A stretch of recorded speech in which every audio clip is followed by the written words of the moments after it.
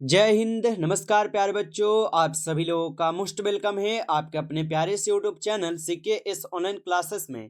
कैसे हो आप सभी लोग? उम्मीद करते हैं कि आप सभी लोग अच्छे होंगे और आपकी तैयारी बच्चों बिल्कुल ही अच्छी तरीके से चल रही होगी।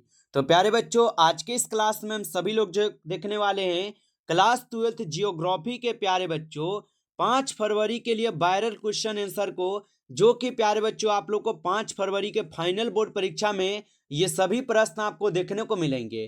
तो आप लोग अच्छे से इन सभी प्रश्नों को याद करके जाइएगा, क्योंकि आपके 5 फरवरी के फाइनल बोर्ड परीक्षा में बच्चों ये सभी प्रश्न छपने वाले प्रश्न हैं। तो चलिए क्लास को स्टार्ट करते हैं और आप भी जो है हमारे साथ चैट सेक्शन में आंसर लगाते चलिएगा। और देखिए बच्चों, यहाँ पे आप लोग का क्वेश्चन क्या दिया गया है। क्वेश्चन दिया गया है यहाँ पे कि भारत में सबसे कम जनसंख्या जो है ये किस राज्य की है। बताइए साथियों, तो भारत में सबसे कम जनसंख्या किस राज्य के हो जाएंगे। तो यहाँ पे इस क्वेश्चन का आप सही जवाब कीजिएगा, क्या होगा। तो याद रखिएगा बच्चों, ये सिक्किम में हो जाएंगे। ऑप्शन सी सही जवाब लगाए हो तो सही जवाब होगा। आगे देखिए प्रश्न यहाँ पे 2 नंबर है। 2001 की जनगणना के अनुसार भारत की जनसंख्या का कितना प्रतिशत अशिक्षित थी। चलिए बताइएगा आप लोग कि 2001 की जनगणना के अनुसार भारत की जनसंख्या का कितना प्रतिशत अशिक्षित थी। तो यहाँ पे इस क्वेश्चन का आप सही जवाब करेंगे 35%। ऑप्शन ए सही जवाब है, 35% अशिक्षित थी, याद रखिएगा। आगे देखिए प्रश्न यहाँ पे आपका 3 नंबर और क्वेश्चन है कि भारत की जनगणना के अनुसार निम्नलिखित में से कौन नगर की परिभाषा का अंग नहीं है। चलिए बताइए, तो भारत की जनगणना के अनुसार निम्नलिखित में से कौन नगर की परिभाषा का अंग नहीं है। तो 75% से अधिक जनसंख्या का प्राथमिक क्षेत्र में संलग्न होना। ऑप्शन यहाँ पे डी सही जवाब हो जाएगा। आगे देखिए प्रश्न यहाँ पे है, किस भाषा परिवार की जनसंख्या सबसे कम है। चलिए बताइए, तो किस भाषा परिवार की जो जनसंख्या है ये सबसे कम हो जाएंगे। तो बच्चों याद रख लेना आप सभी लोग, चिन्नी चितपती के हो जाएगा। ऑप्शन यहाँ पे डी सही जवाब हो जाएगा आपका, याद रखना। अगला प्रश्न है कि 2011 की जनगणना के अनुसार भारत की जनसंख्या थी। चलिए बताइएगा आप लोग, ये सभी क्वेश्चन बच्चों आपके 5 फरवरी को फाइनल बोर्ड परीक्षा में देखने को मिलेगा। अच्छे से आप 100% इन सभी प्रश्न को याद करके जाइएगा और बताइएगा 2011 की जनगणना के अनुसार भारत की जो जनसंख्या थी ये क्या थी। तो आप याद रख लेना 102.8 करोड़ हो जाएगा। ऑप्शन यहाँ पे बी सही जवाब हो जाएगा। अगला प्रश्न है, निम्नलिखित में से कौन औद्योगिक नगर है। चलिए बताइए कि निम्नलिखित में से यहाँ पे कौन है जो कि औद्योगिक नगर है। तो यहाँ पे आपका औद्योगिक नगर हो जाएगा जमशेदपुर। ऑप्शन ए सही जवाब है, जमशेदपुर होगा। अगला प्रश्न देखिएगा क्वेश्चन क्या है और प्रश्न क्या दिया गया है कि 2011 की जनगणना के अनुसार जो है बिहार की जनसंख्या थी। बताइए, तो 2011 की जनगणना के अनुसार बिहार की जनसंख्या 10.41 करोड़ थी। ऑप्शन ए सही जवाब है, याद रखिएगा। अगला प्रश्न यहाँ पे है कि निम्नलिखित राज्यों में से किसकी जनसंख्या सर्वाधिक है। चलिए बताइए, तो निम्नलिखित राज्यों में से किसकी जनसंख्या सर्वाधिक हो जाएंगे। तो याद रखिएगा उत्तर प्रदेश की जनसंख्या सर्वाधिक है। ऑप्शन ए सही जवाब है। अगला प्रश्न देख लीजिएगा, क्वेश्चन यहाँ पे है। क्वेश्चन है कि 2011 की जनगणना के अनुसार भारत में नगरीय आबादी है। बताइए कि 2011 की जनगणना के अनुसार भारत में जो है नगरीय आबादी कितना होगा। तो याद रख लीजिएगा आप सभी लोग 31.16% है। ऑप्शन ए सही जवाब है, 31.16% होगा, याद रखिएगा। चलिए आगे देखिएगा प्रश्न यहाँ पे है, 2011 की जनगणना के अनुसार निम्नलिखित राज्यों में से किसमें नगरीय जनसंख्या का अनुपात जो है सर्वाधिक है। चलिए बताइए, तो 2011 की जनगणना के अनुसार निम्नलिखित राज्यों में से किसमें नगरीय जनसंख्या का अनुपात सर्वाधिक है। तो याद रख लीजिएगा आप सभी लोग, महाराष्ट्र के होगा। ऑप्शन यहाँ पे बी सही जवाब है, महाराष्ट्र के होगा। अगला प्रश्न देखिएगा और प्रश्न क्या है कि जननांगीय संक्रमण की अंतिम अवस्था में क्या होता है। तो जननांगीय संक्रमण की अंतिम अवस्था में जो है यहाँ पे क्या होता है। तो याद रख लीजिएगा जन्म दर एवं मृत्यु दर दोनों निम्न होती है। ऑप्शन डी होगा। अगला प्रश्न देखिएगा, क्वेश्चन है 2011 की जनगणना के अनुसार भारत में ग्रामीण आबादी है। बताइए कि 2011 की जनगणना के अनुसार भारत में ग्रामीण आबादी कितना प्रतिशत है। तो याद रखिएगा आप लोग 69% हो जाएगा। ऑप्शन सी सही जवाब है, 69% हो जाएगा, याद रखिएगा। चलिए आगे देखिएगा, प्रश्न यहाँ पे आपका दिया गया है कि भील जनजाति मुख्यतः केंद्रित है। बताइए कि भील जनजाति जो है ये मुख्यतः केंद्रित हो जाएंगे। तो भील जनजाति जो है ये मुख्यतः केंद्रित हो जाएंगे झाबुआ जिला में। ऑप्शन यहाँ पे बी सही जवाब है, झाबुआ जिला में होगा। अगला प्रश्न देखिएगा, क्वेश्चन है बिहार के लोग किस भाषा परिवार समूह से संबंधित हैं। तो बिहार के लोग किस भाषा परिवार से संबंधित हो जाएगा। तो याद रख लीजिएगा आप सभी लोग, यहाँ पे आपका सही जवाब ऑप्शन बी है, द्रवियन से हो जाएंगे। ऑप्शन बी सही जवाब है, याद रखिएगा। आगे देखिए, प्रश्न यहाँ पे है निम्नलिखित में से भारत के किस राज्य में जनसंख्या का घनत्व निम्नतम है। चलिए बताइए, तो निम्नलिखित में से भारत के किस राज्य में जनसंख्या का घनत्व निम्नतम होगा। तो याद रखिएगा आप सभी लोग, अरुणाचल प्रदेश में। ऑप्शन यहाँ पे बी सही जवाब होगा, याद रखिएगा। अगला प्रश्न है कि रेडियर किस क्षेत्र में पाया जाता है। तो रेडियर जो ये किस क्षेत्र में पाया जाता है। तो रेडियर पाई जाती है आपके टुंड्रा में। ऑप्शन यहाँ पे बी सही जवाब होगा, याद रखिएगा। आगे देखिए, प्रश्न है मसाई क्या है। बताइए आप सभी लोग कि मसाई जो है ये क्या होगा। तो याद रखिएगा, मसाई जो है यह आप लोग का एक जनजाति होगा। ऑप्शन यहाँ पे बी सही जवाब है, एक जनजाति है मसाई। अगला प्रश्न देखेंगे, प्रश्न है और प्रश्न क्या है कि निम्नलिखित में से कौन ऑस्ट्रेलिया की राजधानी है। चलिए बताइए, तो निम्नलिखित में से कौन ऑस्ट्रेलिया की राजधानी है। तो कैनबरा जो है साथियों ये ऑस्ट्रेलिया की ही राजधानी है। ऑप्शन ए होगा सही जवाब। अगला प्रश्न है लंदन किस महादेश में अवस्थित हो जाएंगे। बताइएगा आप सभी लोग, लंदन किस महादेश में अवस्थित हो जाएंगे। तो यहाँ पे इस क्वेश्चन का सही जवाब ऑप्शन डी है, यूरोप में हो जाएगा। ऑप्शन डी सही जवाब है। अगला प्रश्न देखिएगा, क्वेश्चन यहाँ पे दिया गया है और क्वेश्चन है कि वेस्टफेलिया किस देश में स्थित है। बताइए कि वेस्टफेलिया जो ये किस देश में स्थित हो जाएगा। तो ये आपके जर्मनी में स्थित है। ऑप्शन सी सही जवाब है, जर्मनी में स्थित हो जाएगा।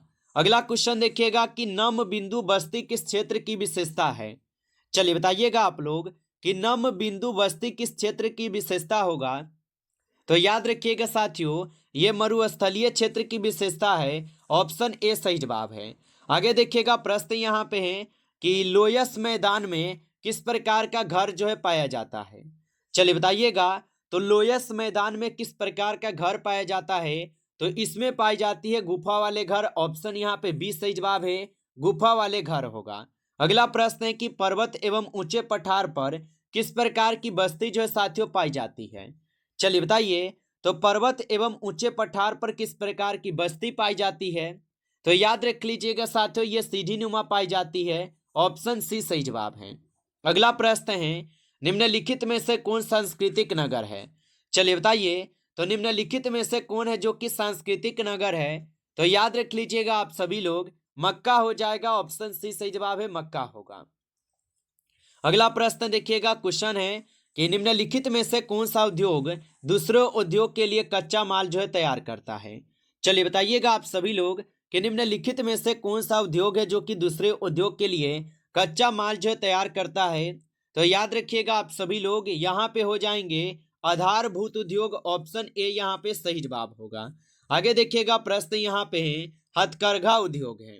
चलिए बताइएगा आप सभी लोग कि हथकरघा उद्योग हो जाएंगे। तो हथकरघा उद्योग जो है ये कुटीर उद्योग माने जाते हैं। ऑप्शन बी सही जवाब है, कुटीर उद्योग होगा।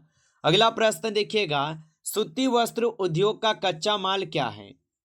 चलिए बताइए, तो सूती वस्त्र उद्योग का जो कच्चा माल है ये आप लोग का कपास हो जाएगा। ऑप्शन यहाँ पे बी सही जवाब है, याद रखेंगे। चलिए अगला प्रश्न देखिएगा, यहाँ पे क्वेश्चन आप लोग का है निम्न में से कौन सा लौह इस्पात क्षेत्र यूक्रेन में स्थित है। चलिए बताइए, तो निम्न में से कौन सा लौह इस्पात क्षेत्र यूक्रेन में स्थित है। तो याद रखिएगा साथियों, यहाँ पे किब्रोई हो जाएगा। ऑप्शन सी सही जवाब है। अगला प्रश्न है कि गोदावरी नहर किस राज्य में स्थित है। चलिए बताइए, तो गोदावरी नहर किस राज्य में स्थित होगा। तो साथियों, गोदावरी नहर जो है ये आपके महाराष्ट्र में हो जाएगा। ऑप्शन बी सही जवाब है, महाराष्ट्र में होगा। आगे देखिए, प्रश्न यहाँ पे है तालाबों द्वारा सबसे अधिक सिंचित क्षेत्र किस राज्य में है। तो तालाबों द्वारा सबसे अधिक सिंचित क्षेत्र किस राज्य में होगा। तो ये आंध्र प्रदेश में हो जाएगा। ऑप्शन यहाँ पे बी सही जवाब है, आंध्र प्रदेश में। अगला प्रश्न देखिएगा, निम्न में से किस वर्ष में राष्ट्रीय जल नीति को सूत्रबद्ध जो है किया गया? बताइए। तो निम्न में से किस वर्ष में राष्ट्रीय जल नीति को सूत्रबद्ध किया गया है? तो ये किए गए हैं साथियों आपके 2002 में। ऑप्शन ए सही जवाब है, याद रखिएगा। अगला प्रश्न देखेंगे कि निम्नलिखित में से किस नदी की जल उपयोगिता सबसे अधिक है? चलिए बताइए।